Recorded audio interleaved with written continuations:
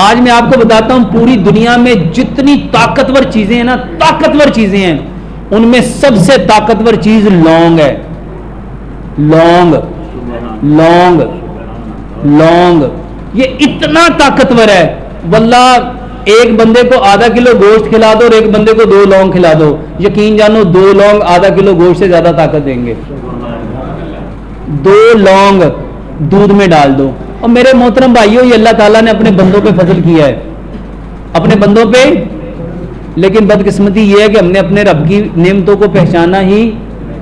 1 गिलास दूध लो, आधी चाय की चम्मच हल्दी डालो, आधी चाय की चम्मच दालचीनी डालो, आधी चाय की चम्मच सौंफ डालो, 2 सब्ज इलाचियां डालो और 2 उसको इतना पकाओ, इतना पकाओ, इतना पकाओ कि 1 गिलास पौना रह जाए।